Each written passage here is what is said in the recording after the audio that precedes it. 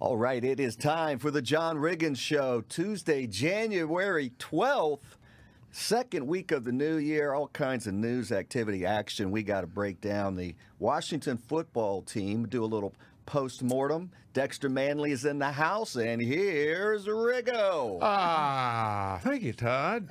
Dex, I got to ask, how you doing? Well, I stayed up, watched the whole game. No. I watched the whole game. Now, there is a shocker to me. I knew 2021 was going to be a good year. Okay. Well, now we're jumping right into it now that we've got that. Todd, how are you doing? I'm I'd marvelous. be remiss. Just okay, marvelous. That's good. You only went out one night. I take it yesterday. Only one night. Only one night. That's a lot of football. Oh, let's just start with that. Yeah. That's too much football. Too much. I agree. I don't think that's a good idea what they're doing. That was a football orgy. It was too much. Yeah. Way too much. It looked like a ball of anacondas. You said it. You said it the other night. You said, you know what? It was 2 games too many. Three each day is too many. If it had been 2 each day, okay. In 3 days? Yeah. I couldn't even do that. So you stayed up and watched all of the Washington games? I stayed to watch all of the Washington. Would you take a lie detector? I will take a lie detector. We can quiz him on some second half plays. Yeah. Don't do that because I might not know the answer. I did watch all the games. This is what we're talking about, too much football. I got to be honest with you. It all runs together for me. I mean, obviously the smart thing to do, which I wouldn't do because it's smart, is write down notes, which I don't do because that ruins the enjoyment of the game, taking notes and all that stuff. Yeah. But honestly, I mean, I got to think about each individual game because go all the way back to the first game on Saturday. It'll take you a second to think what it was, and the only reason I know is because I already had thought of it ahead of time. But that was Buffalo and Indianapolis, correct? Yes. Right. And then you got, what do you call it, Seattle and The Rams. The Rams. And then, of course, Washington, Tampa. Then yesterday, the first game was not Buffalo, but Tennessee, Baltimore. Yes, he's on a roll. And then they rolled into New Orleans, Chicago, and closed out with Pittsburgh. And Cleveland. I should say the Cleveland sodomization of Pittsburgh is what it was going on in that first quarter. Anyway, they set a record, 28 points in a playoff game. And that was beautiful for me. I said, okay, that's all I need to know because I almost didn't care who was playing at that stage. It was so much damn football. But I did catch part of that football game, the Pittsburgh Steelers and the Cleveland Browns. Ben Roethlisberger, it's time for him to go. Yeah, it was not good. Well, but I hear what you're saying, and he's been around for so long, but at the same time, the guy's completing passes all over the place. And when you think about it, I mean, there was a lot of freakish things. Oh, by the way, this is one thing I wanted to point out. What is it about quarterbacks? That there's some quarterbacks who are the real deal. And when I say that, I mean, they'll get in there and they'll mix it up with you. And they're not afraid to get their jersey dirty. The very first play of that Pittsburgh game, where the ball goes sailing over. Right. Did you see what Roethlisberger does? He runs back there and goes, oh. Now, I've seen so many guys do. Brett Favre, he was a famous one for, yeah. And then, of course, Cam Newton in the Super Bowl, where the Super Bowl's got on the alligator line. arms. Yeah, we'll get the ball back, won't we? We'll get the ball back someday. It's like, and then I recall this when I was a rookie, first game I ever played in a preseason game, exhibition game. New York Jets were playing the Detroit Lions at Tampa because, back in those days, like barnstorming, they would take different cities. Yeah, and because people never get to see a professional football game, but there was obviously a box office there. There was a gate for them. So we're down there and we're playing the Detroit Lions. Joe Namath is in the game. He throws an interception. Mike Lucci, who was the Detroit Lions middle linebacker, remember? He intercepts the pass. He's running down the sidelines. Namath goes over and tackles him in an exhibition game and screws his knee up. He's out for 10, 12 weeks. And that's called the Namath rules today. That's why they don't do it anymore. I mean, I'm thinking, for all the stuff that Joe had, and he was like, you would say, a prima donna, he was anything but. He was a football player. Yeah. And I remember when they asked him and said, what were you doing making the tackle? He said, well, I threw the interception, didn't I? I mean, in other words, that was his mentality. These other guys are like, that ain't. It's just, that kind of stuff just irks me. Yeah. And then you see how the rules have been changed. Wasn't too long ago, we were doing something, Todd, and a kid asked me if I could play today. And, the real question is that the guys that play today, could they play the game that was played 50, 40, 30 years ago? No. Could they play that game? No. Well, DNA will tell you absolutely. But like a lot of people, you see it in society. It's not the players. It's what they've been, all the entitlements that they have. The league, based on how we basically, crippled ourselves for after football life by playing the rules that they played, where it was macho football, mano y mano, and the business model was to boom, boom, boom, every play. Violence, head baby. slaps, everything, which obviously the crowd really enjoyed. Now, very slowly over the years, they've sanitized all this.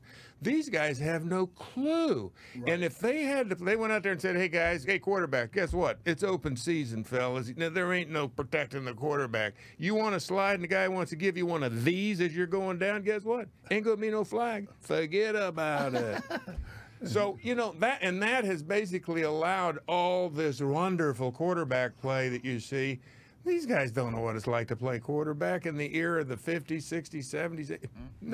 No clue. Now, I didn't mean to get off on that rant, but that's one thing I wanted to bring up because Roethlisberger's like, why didn't you just stand there with your hands on your hips and go, not my problem, not my problem.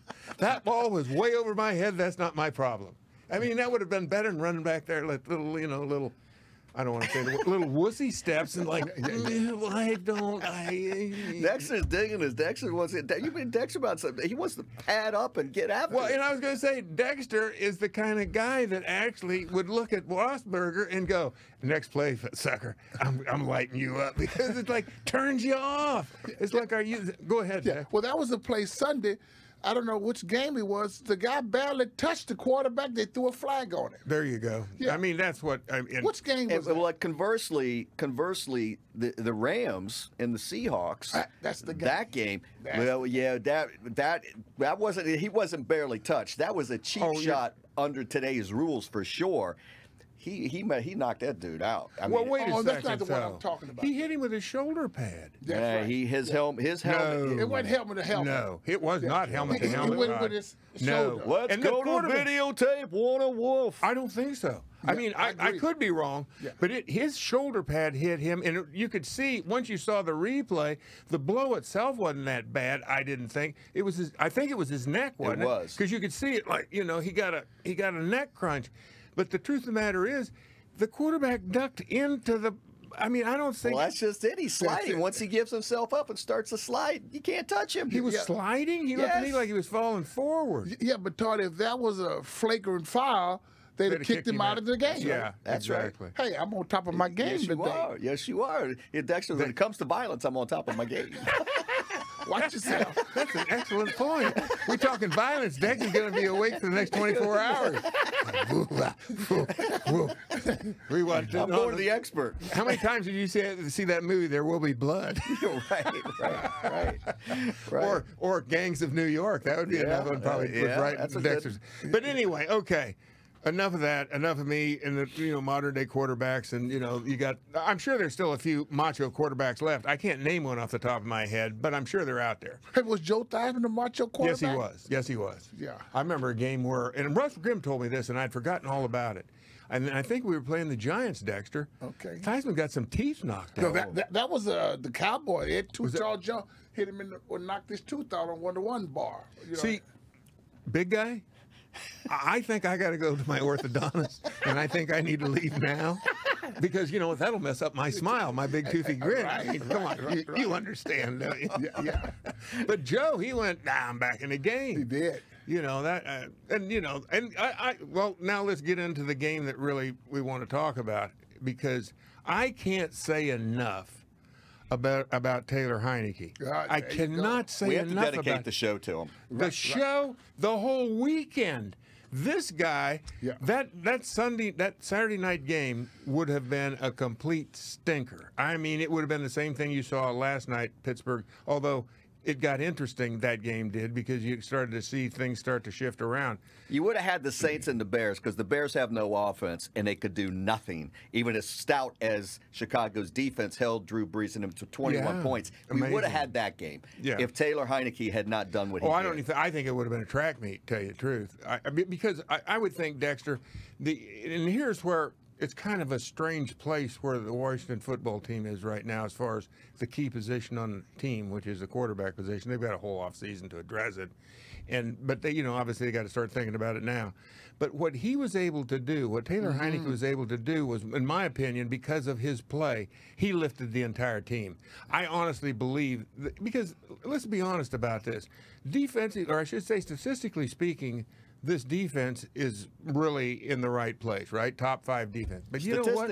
In reality, they're not that defense. There's something weird. There's something weird about the numbers there. How they get all these accurate. I mean, the statistics say they're top 5 defense.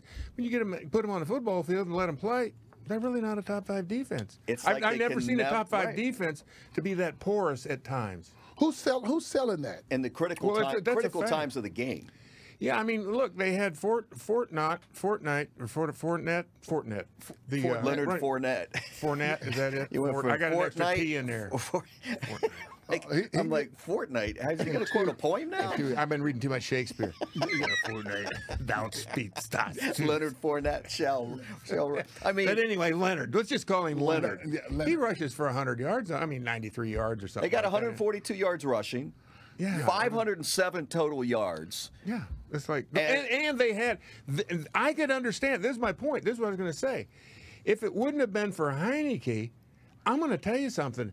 Because and this is great job this year, but ultimately, somebody should have seen ahead of this that Alex Smith. What I think we found out is that break was so bad, his leg got weary at the end of the season. That there was like he had no life left in it, and that's what he put too much stress on a leg. And even though he was able to play and get by in some early games, that if talking about putting a whole strain of a whole season on him, he just wasn't that guy. I mean, he's done. He is done. And for them, and for the people that thought way back when, that can you imagine for a second if Alex Smith said, "I can go"? It would have been ugly. I mean, because fortunately, Heineke's got a gear that nobody knew he had. Right. He made some plays by and kept drives going because of scrambling and all that stuff. They would have been sacks, perhaps fumbles. You don't know what would have happened. And so had Alex Smith played, the defense would have checked out before the half because it would have been a track meet. I honestly believe. Right, because there'd been so many 3 and outs. Exactly. So many they'd have been facing like 3rd and 18 and all this stuff, and it would have been really, when you get those 3 and outs back to back. I mean, watching the game, you're going, oh, this is really great. It can't help but flatten. And to do it to Tom Brady. Yeah, exactly. To Tom Brady and that weapons, if it had been that, but it wasn't. Yeah, they just flattened out, and that's why I'm saying Heinecke, basically, as far as I'm concerned, for what do they call it, Super Wild Card Weekend. Right. He's the MVP of the playoffs, at least the offensive MVP. I mean, there's nobody even touches him. Nobody even comes close to what he did. Because honestly, when I first watched him in that, I think it was the first game they played the Carolina Panthers. He got him back in the game, threw a late touchdown pass and all this to McKissick, and all of a sudden, but I'm thinking to myself, well, they checked out already. The other defense, like, who cares? We got enough. You ain't going to catch us. And I thought that. So I figured they're going against Tampa Bay, first game in the playoffs. Their defense. This is going to be tough. I mean, I'm thinking of a route. I'm thinking this ain't even going to be close. Because Tampa's run defense was good for it. Oh. And they shut that down again. They did. There was never any question about that. And once they shut that down, now you assume, okay, Taylor, let's see what you got. And they were going to shut down the run game anyway because that's who they are. But lo and behold, Taylor went, I got a little something for you guys. I got a little surprise here. I got game. Right. And then he gets injured. Shoulder injury. Fortunate it was his left shoulder. And doggone that kid. I'm telling you, that kid from the University of Colorado, Montez. Oh, don't you think he was like a... That's pretty big my mouth's moment. Dry. I need some water in my mouth. Big moment. So to come in and now... They said it was a separated shoulder. And That's what I figured. And they taped it back up and gave it a little of this. And then Mr. Montez was like, "Atta boy, baby." That's what. Now I think this is true.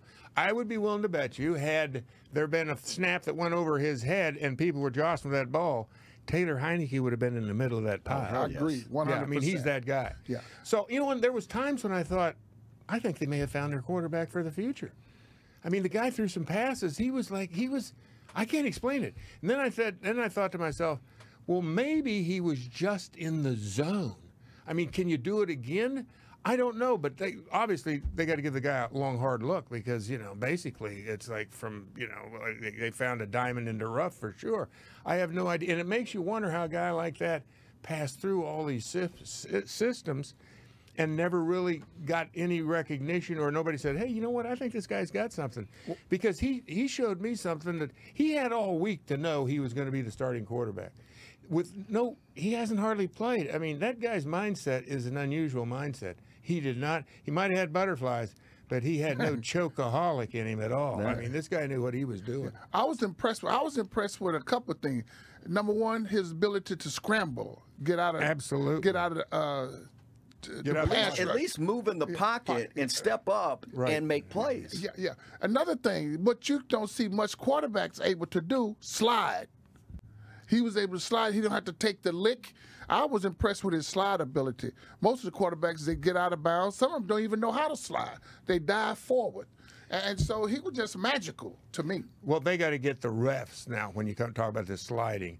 They got to get one of the refs to go in there. No, he's there. He's safe. And if you're out of there, it's going to be a penalty on the defense. Well, that's what the guy should have done. That's what the guy should have done in the Ram game. He should have done one. Homeboy was knocked out. That was not good. Huh? Yeah. I mean, Heinecke, this is hard to imagine. And this is where, the postmortem now with everybody looking at, gosh, how did everybody miss on this?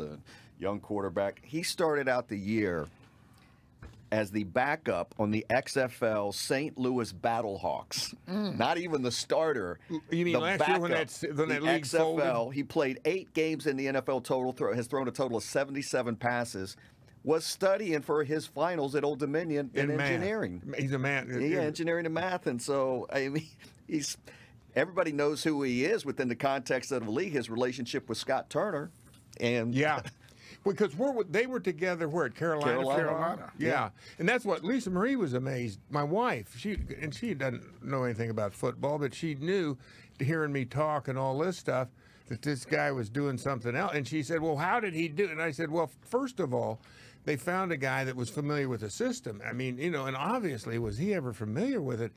And it was just uncanny how he kept finding the open guy. It was just like so shocking. And with limited experience to do all this stuff. Right.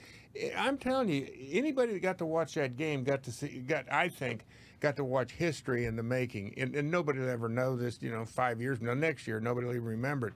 But what you saw was so extraordinary and unusual that it really is worth noting that actually I think, usurped all the other games. There was, after that game, the weekend, they should have pulled the plug and said, okay, we just got to draw straws here because it was the best game out of all of them. Indianapolis and Buffalo went down with some controversy in the final minute, but you can make the case that the way Tampa and Washington competed against them was the game of the week. It was, yeah. They hung in there. I mean, they did all they could, and they made Tampa Bay nervous. I mean, you had Brady up on the sidelines, number 12. He was like, with the one call that was saying, no, that's it's incomplete.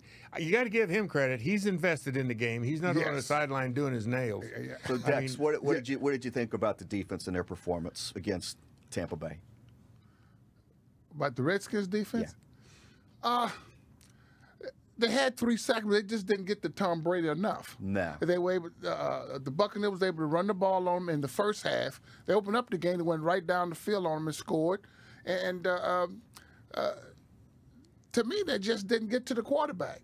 You win in the league, you got to harass the quarterback. Well, especially Tom Brady, Mr. Immobile 43-year-old. As you guys said, you got to make him uncomfortable. You got to let him know in the back of his mind, we're coming. Mm-hmm. Nobody punched him anywhere, as you had suggested last week. Yeah. He stayed pretty clean. Yeah, and I tell you something else. Chase didn't get to him. No. He didn't get to him. I was surprised. Now, Big 76 was punching him off. He had to start all over again. Once you start all over, ball is gone. You know, my fear is that Chase Young's starting to read headlines. He's starting to, he's starting to mug for the camera. Yes, he is. He He's very much really is playing to media, social they media. got to do something about that. I mean, they make him a captain and all this. Hell, they're interviewing his mom. His mom is doing interviews on TV and social media and stuff now, too, because you got that whole story of Mama. Yeah, it's something to keep an eye on. Yeah, I mean, you could tell after last week's game when they beat Philadelphia and went on, and won their division. And he's saying, "We want Tom. Hey Tom. To me, I don't know. Having played for 14 years, and you see a young rookie doing that kind of stuff, he has every right to do it. Don't get me wrong. And more power to him. But there's just something off-putting about it. And maybe it's because the game has changed so much. But I thought to myself that if you're putting yourself out there, and guess what? He didn't back it up on Saturday night. No. He didn't do anything. He was, they could have. Let me tell you something. I will say this, and I honestly believe this, just because I see the difference. And here's what you really have to look at, and that's the marketing and the branding of individuals. Montez Sweat, before it's over with, will actually be a better football player than Chase Young. He doesn't, but and nobody may ever know that because of the press and the branding. Mm-hmm. Compare these two guys. When it's all said and done, Montez Sweat's got as good a motor as Chase Young. I will tell you that right now. And we saw that early in the season when he was, chasing guys down. I thought Randy White had been, come back from, retirement. But what you see here is, where did he go? Mississippi State? Mississippi State. He's out of Mississippi State. It was a late first-round draft pick. I don't know who the hell he was. Montez Sweat? Well, what are you talking about here? On the other hand, Chase Young, Ohio State, publicity. Mm-hmm. That's the way this game works, is that, and that's where a kid, if he's coming out of high school, you better, and you got something going on, you want to make more money, go to a school that's got a reputation where you're going to get a lot of exposure. Right. And next thing you know, your name will be out there and everybody will know who you are. Chase Young had went to, if they would have flip-flopped, Montez Sweat would be the guy everybody's talking about. And I don't want to take anything away from Chase Young. He's a marvelously talented athlete. But I do think that it would be wise if they kind of bring him back down to earth a little bit. I think he's just gotten a little bit too full of himself. Now, and that's the after effect of, this game, where there's got to be a sense of humility. I mean, immediately after the game, you lost this game. What's he do? Out with Tom. Got to go out and talk to Tom. And it's like he's going wherever that camera is. That's where he wants to be. Yeah. I don't know. I mean, I see so much of myself in him that I just. And you don't like what you see? I'm so. He's just. You got to stop it, Chase. I'm dreaming at night that. Was I like that? And the answer is absolutely. The more I think about it, Chase, keep it up. Rock on. I got a question. After the game, who would you go chase down? The beer man, I think. Beer man and cheerleader? I don't know. First beer man, then the cheerleaders. Well, that would have been. How about you, Dax? I just hit the locker room. Yeah, exactly. Different area. You guys, that's a foreign concept in of itself, to think that you guys just did battle. Guys cheap shotted you or otherwise, guys you met off you. You're probably not feeling real chipper. Probably some pain involved in. Well, and these guys are out here. Hey, man. Hey. Yes. Passing jerseys. Yeah. Dax, once again, you're seeing a whole other era of people that have a whole different take on the game and how it's played. But it's not. You can't blame the players. I really can't, because the league is sponsoring this 100%. It's the marketing machine. Exactly. And I'm going to tell you, I've said it before. I'll say it again. And never does it become more like it. It's so obvious that the NFL, that I think under the table, that Vince McMahon is getting money from Roger Goodell. He's pulling the strings. Yeah. He's the great Oz. Yes, he is. Don't pay attention to that guy behind the curtain. It's me, Roger Goodell. I'm the commissioner. Yeah, sure, Roger. Vince, because it is purely straight out of WWE, which gets me. Well, we started talking about this last week, and we're kind of all over the place here, but I'm thinking more and more about this. Why wouldn't they script football games? Just like, in other words, you don't know who's going to. It's like watching a soap opera. You're not. How does that harm anybody? These guys, and think of all the injuries that it would save, because guys would be knowing, oh, you get on the mat right now, you're going to do a double back flip and you're going to drop on me, but yeah, I'll catch you. What, the script is presented to you in these dramatic opens at every game now, and I think there's actually a clause with the NFL that Samuel L. Jackson has to do the voiceover for all of them. And I believe that because Samuel Jackson, he's good. I like listening to Samuel. Yeah. He's got a way of getting right straight to the point. Yeah. But I tell you this, I was impressed with Tom Brady, with his ability. He was very accurate. He can fling that ball. Yeah, yes, he did. He can fling that ball. Yeah. I was impressed with him. And he reads so well. And that was the other thing that we were talking earlier about this, as far as the defense. Kind of winding back to the defense here. They didn't do what they should have. Well, what they needed to do. No, they should have done, because they couldn't. I mean, they didn't have the capability. The offense outperformed our expectations, and the defense was way below our expectations once again. And what was typical, because what did they score? 30 points? Yeah, 30 points. You give up 30 points. I'm going, I don't think the defense did. Because I could understand that, like I said earlier, had Alex Smith been in there, there had been so many 3 and outs. But because the offense they scored points. They hung in the game. They did everything you could possibly ask of them. The defense just kept getting beat back. But that's the one thing you can see, and we're talking about, number 12's. He got a passion. I would put him up against Roger Staubach as one of the most fiercely competitive guys that you can imagine. He will be, I think he's got children, and I don't know if he has any sons or daughters. He does. He has both. Yeah. Okay, so let's just assume when his son gets old enough to be, to play basketball or something out, he will make sure that, as long as he can, he'll keep beating his son. I say, can be Daddy Dearest. You don't mean physically beating him. He's going to tell a kid, "Hey, I'm number 1. Don't ever forget that." It'll be like I tell you. Physically beating him. No. Beating in basketball, not abuse. Not abuse. You're right. No, it'll be like the closing of The Cincinnati Kid with Steve McQueen and Edward G. Robinson. And Edward G. Robinson beats a kid who is an up-and-coming poker player. And he looks at him and says, "You're a good kid. You're good. But as long as I'm around, you're always going to be second to the best." That is etched in Tom Brady's mind forever. He's just that. I mean, it's amazing after all these years of playing that he still has a fire like that. Yeah, what else does he have to prove? Absolutely. More money. I guess at this point, right? At this point, that it was me, not Bill Belichick.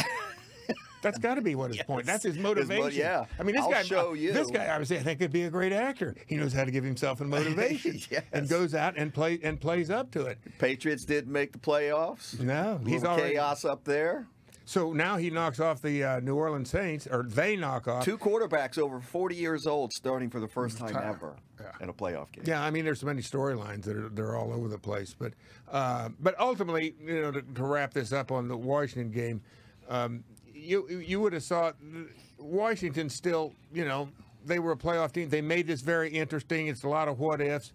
But I don't think there was really ever any doubt, although, just that weird thing of where Taylor Heinecke could pull this off. And he had to pull it off. And the point here is that the irony of all ironies, just what we said, that it was the defense that let the team down, not the offense. The offense played magnificently, I thought. I got a story. I got a story. I'm going to call it a breaking story, but the word is that Cam Newton is coming to Washington, D.C. I've heard that they were interested in him. Boy, would that be a bad move. That would be that would be horrible in my opinion. And I'll tell you why, since you asked. Let's hear it. We just assumed a bad idea. What, you was going to leave us hanging? An aging quarterback who was awful this year in New England, what does he have left in the tank? How is that going to help your future? He was with Ron at Carolina for how many years they couldn't get it done? That actually was part of Rivera's downfall because he couldn't get it done. That's why Carolina fired him. Well, let me say this, and I already referenced it earlier in this vodcast, was that the Super Bowl out in Santa Clara, when the ball was on the ground, game on the line. I remember that really bothered you. Oh, that's a you know what they call deal killer with me. Yeah. Don't He want didn't anything fall to do- on it. Don't want anything. He didn't There was go in no there and fight for it. consideration. Yeah, it was like, nope, I ain't sticking my Got my hands in nails there. done, guys. What are we talking about? Exactly. I'm going, you just lost me there, pal. That doesn't work for me. You know, you're playing, okay, I'll go with you if it was an exhibition game, maybe the first 2 games of the year, maybe it's somebody you're beating up on, Yeah, maybe it's sure. something that you're playing for the championship, you know, for a world championship or for the Super Bowl title. That's all you got? Now, down deep, the guy's me first, you second. What do you think about Cam? Well, I thought he would. And he's injury prone. Go ahead. That's it right there. He's injury prone, but I just felt that New England Patriots got him cheap. He started out well, but then it seemed like as the season went on, so of course I didn't watch him very much, but He was COVID restricted for a number of weeks, yes. but he was highly erratic and inconsistent. And I can't imagine New England's serious about making him their number 1 guy. No, he's probably gonna get released. Yeah, I mean, I'm with you, Todd. I just don't. Like I said, I think that for me, he lost me when I saw the alligator hands on the Super Bowl. I'm going. I don't want a guy like I don't want at least me. I don't want to be in the backfield of a guy. I like think that. people want to leap to these conclusions based Once on again, familiarity. Once again, he's like mirroring me. So, you know, it's like that you project everything, right? I mean, down deep, I know I would have went, but I'm going to sound like, Oh, man, hold me back. Hold me back. that's the one right there. Hold me back. But they'll take Cam for a cheap price. Like Yeah, look at but the but guy. then he comes in here once again. You got a guy that's got all this publicity behind him, and then the press follows him around. And all of a sudden, you get to all the jockeying. They got to find. I'm going to tell you something. The guy that played on Saturday night, Taylor Heinecke. I'm not saying that He this should be is your backup. He at least could be your backup. could be your backup. I mean, you got to give this guy a real opportunity. I would say. I don't know. I mean, maybe he just had, like I said, was in the zone that night. But he certainly, considering, and maybe this is one of those deals where the more work he gets, he doesn't improve. You know what I'm saying? Right. So 100%. I don't know. Anyway, you were going to say something. All right, well, let's bounce around the rest of the games for the ones you watched, the ones you didn't watch, Dexter. So we did start off with Buffalo at Indianapolis, and Buffalo took care of business, but Phillip Rivers and them, they fought their guts out, went down into the final, really the final series. Did you see? Did you? Yeah, check I watched. that out? I watched all 6 games. Now, some of them I would, kind of fade in and out of. I might go do something and then come back 10 minutes later or whatever. But that game surprised me a little bit because I thought, they're playing at home. They actually had fans in the stands. 6,000. Was it 6? Yeah, It looked like I it was was gonna say more it than didn't. that. But I thought that based on their record and the fact that they're playing at home and they're playing a team. I don't know what the weather was. It wasn't typical It was Buffalo nice. weather. It was 30. It was 32, 33 degrees. And then you texted me about the diesel horn that was going on, or this Grand Central Station. Didn't you hear that? I finally heard it because I told you It's I had throughout the the sound down. It whole- was multitasking. Dexter, they had this. What was that? It sound. They piped in. They piped in the fake. Yeah. I And heard it that. was. Once did I finally heard it, I was like, "What the hell?" I went down and put my uniform on when I heard it. He crank up that diesel. I'm ready to go in. Crank up that Did you diesel. market that? No. Okay. No, that wasn't my idea at all. But like I said, I thought that they would be, like I said, I don't know if rollover. You get in the playoffs, it does happen. I mean, you saw the game last night with Cleveland and Pittsburgh, and they made it interesting. But I didn't think that because the Colts have kind of wheel was coming off here and there towards the end of the season. Then they pulled it back, and a lot of people didn't know much about Indianapolis. It was kind of like you under the radar or whatever. But Frank Reich, they've been good for it for the last couple of years. No, that's a decent football team, no question about it. And that Josh Allen, that kid can play football, and I didn't realize he was so big. What, he weighs almost 250 pounds. Yeah, he's 6'4". He's a big dude. I mean, he's got a gun Josh on Allen. him. Yeah. He's a big guy. He's almost as big as the offensive lineman. He's getting there. I mean, if he did the same things they did and ate like they ate, he probably would be as big as his offensive lineman. All right, so then we go to the L.A. Rams with a mild upset of the Seattle Seahawks, in which you saw the L.A. Rams reminding everybody, hey, we're the number 1 defense. We got a defense. And, boy, I'll tell you, that was the one thing of everything besides that. That's the second most well, third maybe, because last night was a shock too, at least that first quarter. But that was the one thing that definitely over the weekend of everything that stuck out in my mind was the Rams defense. Good God. And you know, they weren't playing a flunky in Russell Wilson, and I couldn't believe how they completely contained him. I mean, he went nowhere. I mean, you think of him as being about as slippery a quarterback as there is.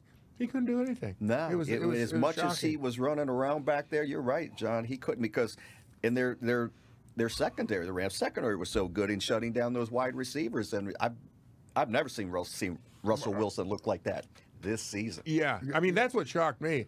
I'm going, is this my eyes fooling me? But the Rams defense is not allowing anything. And the interesting thing is, who was their quarterback? The guy that started the game. The kid that got dinged. Yeah, his last name begins with the W, and I've never heard of him before. We might not hear from him again. Well, and that's what's weird is that McKay felt like their coach. McVay? I meant McKay, yeah.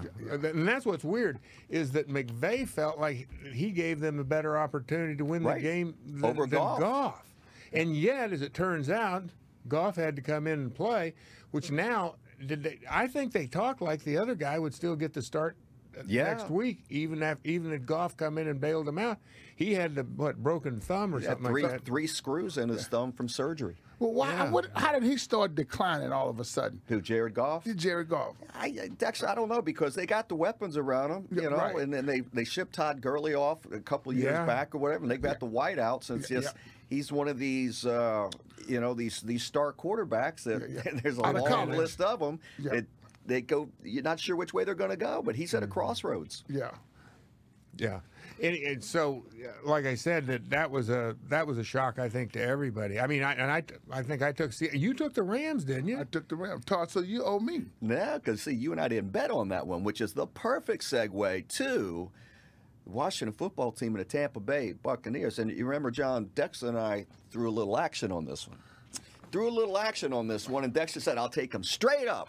I did. And the big guy was looking out for it, and he said, "I can't let you do that. You got to give him some points." And I said, "Okay, I'm going to give him. I'm going to give him 7.5." I gave him 7.5. And they lost by 8. They lost by 8. Which means Dexter paid a man. Yeah. We'll get you right at the end of the show here. Yeah. But yeah, that line got bet up to 10. You said. Yeah, it got up to 10 in a couple of. I almost called you, and I never do this. I did it about 25 years ago. Lost too. Had to get down on a game. It was San Francisco, San Diego Super Bowl. I like San Diego. But I thought, this is just too ridiculous. Too good to be true. Yeah, I thought about getting some sweet action. It would have been not sweet action. Well saved. All right, so now we go to Sunday. And a bit of a shocker what Baltimore did to the Tennessee Titans and what they did to Derrick Henry. Yeah, that was the game right there. And 40 then of yards. Course, now they must have completely missed me, and they're just 40 or 50 miles away from here, Baltimore. I didn't realize that. I guess a lot of people had dumped on Lamar Jackson that he couldn't win the big one. Is that kind of the with his arm? Yeah. Well, he hadn't. Well, he didn't win it with his arm. I don't think you could. He had not won a playoff game. Yeah, that was it. When I say the big one, that's what I meant. Yeah, he had not won a playoff game, and so that was his. So like payback from him. Yeah. I will say, I don't know. Did you watch the interview after the game?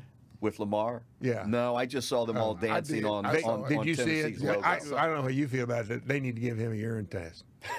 I mean, that guy was talking like he would. It was like, listen, somebody speaks Spanish, you know, and you're trying to keep up with it. It's like, I'm going, what is he got as fast as those legs out there, man. That scramble that he had for 48 yards? Was it 48 or 49? Yeah, in the hood. I've got to go with Dexter's number. Okay. I think it was 48. Yeah. 48. You owe another $5. All right.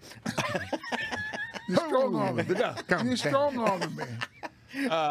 Yeah, so I think the big thing there was, I forget, he talking about 22, what's his name? Derrick Henry? Derrick Henry. He 22 carries, 40-some yards or something 40. like that. 40 yards, that 40. What it was? They bottled him up. Yeah. They bottled him up. Which I think was it the year before? the year before, didn't they play? I mean, he ran all over him the year before. Stomped him. They must have just made a vow before they went into that game. And that was at Tennessee. And if you recall, they've had the bad blood. And with Vrabel and Harbaugh icing each other and then woofing at each other. And then what do the Ravens players do? Right at the end of the game, they went and stomped on the Titans logo in the middle of the field. I'm glad you brought that up. I'm glad you brought that up because I got to be honest with you. We played at RFK. I don't know. Did they have the logo in the middle of the field sometime? Not in the middle, just the end zones, I remember. Is that where it was? Well, but they did have the star in Dallas down there in the middle of the field. Would you get offended with something? No, I go, hey, guys, knock yourself out. I could care less. Come on. Who cares? That is so silly to me. But once again, it's WWF, so, you know, or WWE. Not or WNBA. Is it WNBA? They do the same thing? Hell yes, they're whooping at them. Well, wasn't it, you see if you guys remember this, that it was the Fun Bunch. And Rick Doc Walker in the Dallas end zone. And remember, I think it was Dennis Thurman and some of the guys, and they went in and started giving him the business.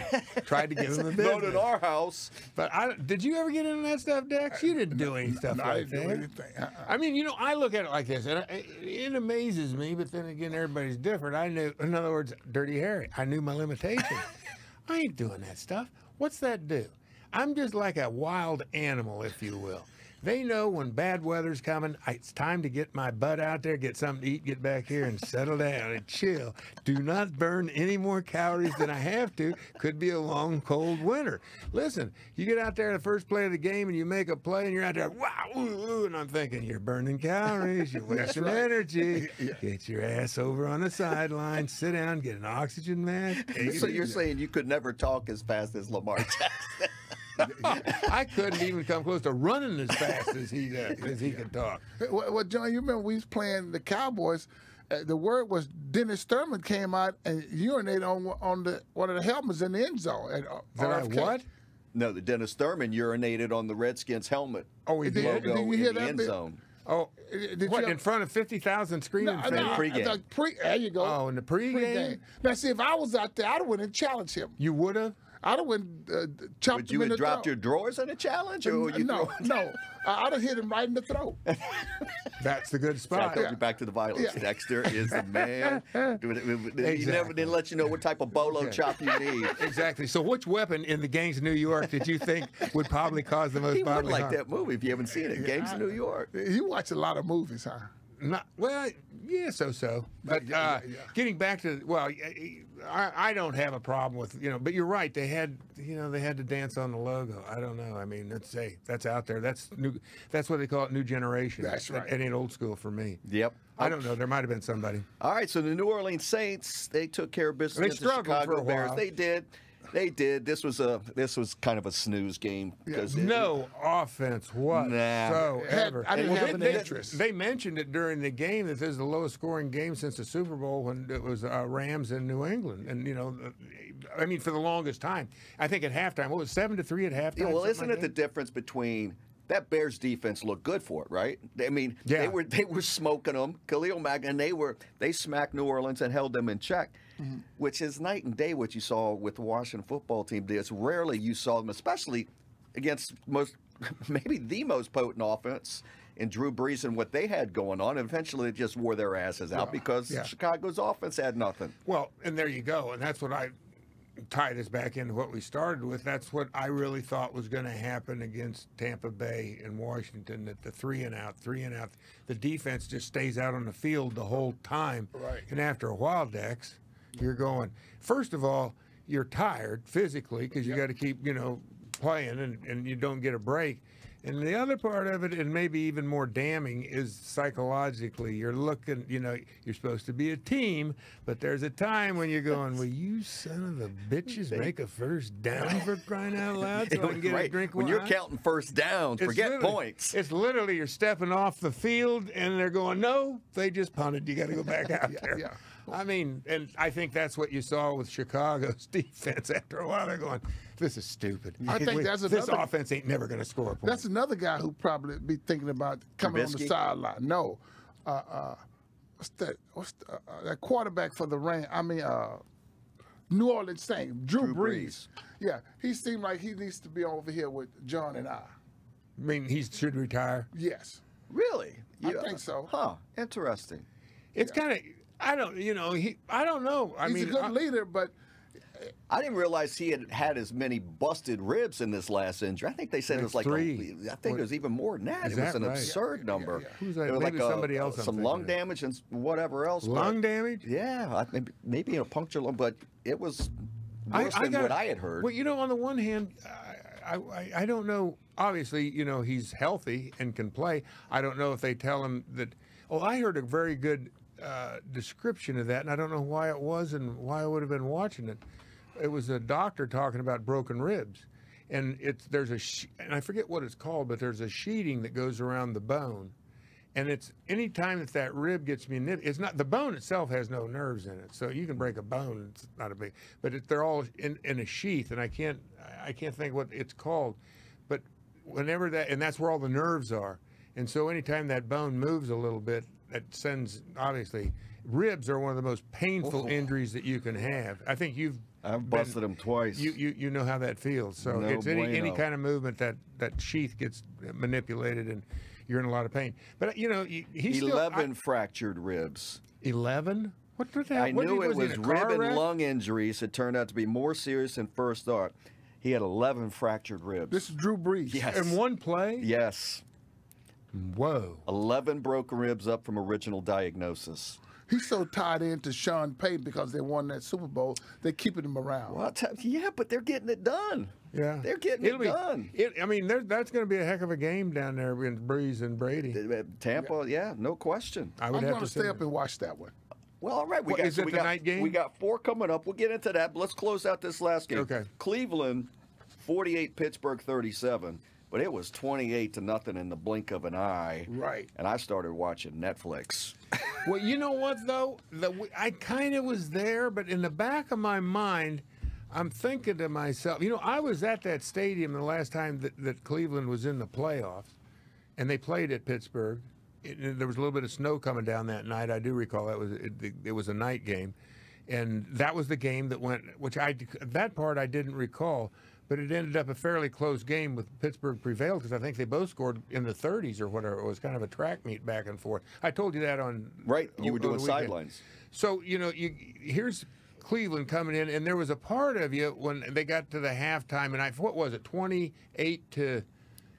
or I think 10 it was 3. or something like that? I think it was 28-3. But then what happens then? Cleveland gets the ball 3 and out, and Pittsburgh gets the ball back. And I remember the announcers talking about how the defensive coordinator for Cleveland was basically their idea was just to keep the ball in front of them and give them the short stuff. Well, guess what? That's Pittsburgh's game. Been making a living, yeah. And they just went down the field. And I think they had like 8 plays or something, or 8 plays, and or it was something crazy where it was averaging 10 yards a play, and they did. And they get a touchdown right away. And all of a sudden, Cleveland 3 and out. When you start seeing that, I'm going to tell you something. And Collinsworth couldn't quite figure it out. Chris couldn't quite figure out, he said, momentum, I don't know what that is. That's a matter of, my feelings on it are, at least, is where psychologically, that's where everything happens, is collectively as a team, people start to believe that we have a chance. And at the same time, the other people start to doubt. And as soon as that happens, that's when momentum shifts. And as the closer they get, the more it can shift. And finally, you got to make a play, which Cleveland did. But I'm going to tell you what, Pittsburgh, you got to give them credit. They made it interesting. Mm-hmm. I mean, they got down to where, and then finally Cleveland got their offense sobered back up, and they went down and scored a touchdown. Actually, I think they scored 2 touchdowns and kind of put the game out of hand. But there was a while there where you thought that, are we going to witness this unbelievable comeback by Pittsburgh? Well, you nailed it leading up to Washington playing the undefeated, I believe, 11-0 Pittsburgh Steelers. Yeah. That they were leaking oil. And you said this is the worst 11-0 team I've ever seen. You did. And, boy, did they just prove what a farce they were. Yeah. And you know what? And once again, this gets into branding and how you just are led to believe. And you had basically David and Goliath in a way, because Pittsburgh, they played tough defense and they Steel curtain, exactly, steel curtain and all this stuff. Yeah. But over the years, things change. And, you know, he had these wannabe Cleveland Browns. Good God, you guys. They hadn't won a road game in a playoff for 52 years or something like 52 years. Hadn't went someplace and won a playoff game. And so, you know, you just kind of had that feeling. Everybody before the game, all the, you know, talking heads, or everybody almost picked Rodney Harrison. He took the Cleveland Browns. And basically what I was thinking at that time, when Washington beat them in their own ballpark, and, you know, and then they're 11-0, and at that time Kansas City had been beaten. So they were alone at the top as the #1 team in the AFC. But I was reading this other places that they still weren't. Most people, because of their record, weren't saying they're the best team. People still felt Kansas City was the better team. Mm-hmm. But at that point, I kind of went, these guys are way, way, way overrated. And you saw it last night. And their wheels, they finally won the last game of the season, which was against Cleveland, interestingly enough. But they'd lost what? I think they'd lost 3 in a row. It was something like that. 3 or 4. Right. I think it was 3 or 4 in a row. Right. I can't remember. But yeah, so that wrapped up the longest playoff weekend. But the most I've ever exciting seen. part of the weekend, I'll go ahead and speak for John because he told me this. He loves the Baker Mayfield commercials. Yeah, he has quite a few. Yeah, that's right. He does. He has quite a few. He couldn't decide between Hulu and whatever insurance company he's pimping. Yeah, exactly. Was he doing that too? Yeah, well, that's the insurance company's Well, it's is the big Progressive. one. Progressive. Okay, Yeah. it is Progressive. Yeah. His house. Yeah, exactly. I mean, Is that his whoever wife? dreamed that up? Yeah, I guess supposed to be. I think she's an actress. I could be wrong. It could be his real wife, but those commercials just don't speak to me.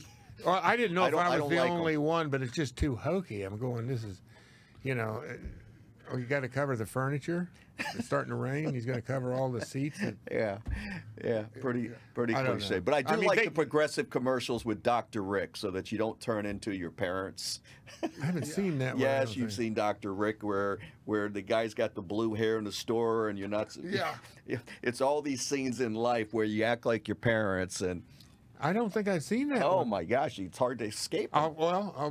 I've seen a lot. I mean, they got all kinds of them. And then Progressive, the one where they... Oh, that's the other one, too. You'll get a kick out of this, Dex. And I got to say, that guy looks scary. James Harrison Yes, commercial? yes. Oh, yeah. And they say something about getting tackled by James, and he goes, Yes. what? And James Harrison, goes, let me tell you. You can't get paid unless What? he tackles you. He's like, James Harrison is like, he's steaming. I don't Yeah. know. I mean, is that really him, or do they got him in a James body is still suit? he's still bodybuilding. Yeah. He's posting stuff on his social media all the time. He's still getting after it. But what I don't get is, how does this guy get that far ahead of James Harrison that he can stop? And in other words, my impression, the way the commercial goes, is they run out of the house, and this guy runs, and he knows he's chasing him, and he's already tired, and he stops in his front yard to catch a breather. I mean, if I got James Harrison chasing me, I'm finally going to turn around, just lay down or do something. I'm going to, take a knee. I don't know what I'm going to do. I know what I'm going to do. I'm going to slide. I'm going to slide. If I got James, I'm going to slide. Say, James, you can't hit me. I slid. I got a question. Yeah. Do you think he's a steroid baby? Who? James Harrison. Whoa, I'm telling you. I mean, I don't want to accuse anybody of anything, but yeah, I mean, he's pretty well ripped. Would you say? That's why I'm asking that question. Yeah, he got some stuff going on. Hey, so many of these guys. So many of these guys are today's modern day 12-month-a-year athlete. A little different from the time you guys played. Yeah, that's for sure. All right, well, here's the lineup coming up next weekend, and now we're down to the final 4. So we got 2 games Saturday, 2 games Sunday. So we kick it a little off more palatable for me. Indeed. Saturday, 4:35 at Lambeau Field. The L.A. Rams at the Green Bay Packers. Interesting. What do you think the line is on that one, John? I'm going to say Green Bay, and they're probably giving you, the defense. I'm going to say maybe they're giving 5. Pack by 7. 7? Pack by 7. Tampa Bay. Then we're going to go to the nighttime game on Saturday. The Baltimore Ravens at the Buffalo Bills. That's a good one. That is a good one. What That's do you a think good the one. line is for that one? I'm going to say, I don't know enough about Buffalo's defense. I couldn't really tell that much in the game this weekend. But obviously, this is a matter of stopping. What is it? What is Jackson? 8? Is that what number 8? Number 8. Stopping him, I'm guessing. Right. I'm going to say Buffalo -3, -2. Minus 2.5. 2.5. You pretty much I went nailed 3, that. then I went down to 2. You pretty much nailed that. John, hey, why don't you ask me? Because you already said You're you not a don't- gamer. You don't, You're not a you owe touter, me Dak. money, so I'm gonna let you get that wallet heated up Soon as while you- we do soon as these you last pay him two. off, then you can Right, start yeah. answering. All right, so then Sunday 3:05, the Cleveland Browns at the Kansas City Chiefs. Dude, that's got to be the Chiefs probably. And I'm telling you what, this might be an interesting game. I'm going to say the Chiefs, and they're probably a -6. Minus 9.5. That's Woo! a They big playing? number. I completely Cleveland, missed that one. Kansas City. That is a big number. Cleveland, Kansas City. So that's interesting. Keep an eye on that one. Mm-hmm. And then you close it out with the Golden Boy, Tampa Bay Buccaneers at New Orleans, 6:40 p.m. Sunday night. Two 40-year-old star quarterbacks, 40-something. I'm going to say at New Orleans, they're giving 3. 3.5. I John, are figured you a it. bookie?